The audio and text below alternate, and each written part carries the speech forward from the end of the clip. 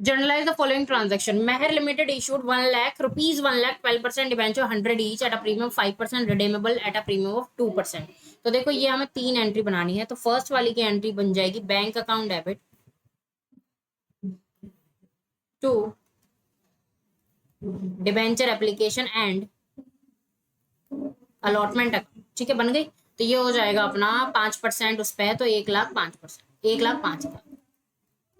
Second entry इसकी बन जाएगी debenture application and allotment account debit, loss on issue of debenture account debit क्योंकि premium पर redeem करना है, to 12% debenture to securities premium reserve. अच्छा, रिडीम भी प्रीमियम पे है और इशू भी प्रीमियम पे है, चलिए कोई नहीं। और to premium on redemption. SPR में प्रीमियम ऑन इशू और प्रीमियम रिडेम्पशन की लागत। तो देखो हमारे जो एक्चुअल डिबेंचर है वो है 1 लाख के, 5% है इशू पे तो आ जाएगा 5,000, 2% है रिडेम्पशन पे आ जाएगा 2,000। लॉस टोटल हमें कितना हुआ है, लॉस हुआ है हमें 2,000 का, और यहाँ पर आ जाएगा 1,05,000। डन। तो फर्स्ट एंट्री बनी। 12% debenture were issued at a discount of 10% to a vendor of machinery for a payment of 9 lakh.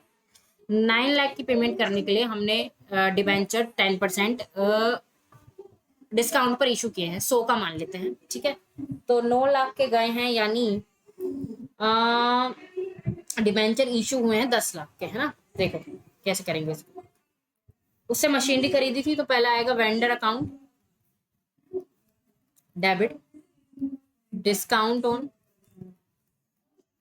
Issue of debenture debit to 12% debenture. देखो टोटल थे 10 लाख के, 1 लाख का डिस्काउंट है यानी 10%, 9 लाख की वेंडर को पेमेंट हुई। टोटल पेमेंट 9 लाख है। तुम 9 लाख का 10% निकाल के 90,000 मत कर देना, कभी उसको पेमेंट ही कम करो, उसको पेमेंट 9 लाख की करनी है हमें। ठीक है ना। तो अब तीसरा क्या है, issue of 10,000 11% of 100 each as a collateral in favor of State Bank of India. Company opted to pass necessary entry for issue of debenture. चलिए, तो ये तो बहुत सिंपल है। Debenture suspense account debit to 11% debenture account. इसकी तो बस एक ही एंट्री बनी, कितने की है 10,000 की है, 100 ही तो हो जाएगा 10 लाख। ठीक है, तो ये हुआ done. And I hope this is the proper explanation to this question.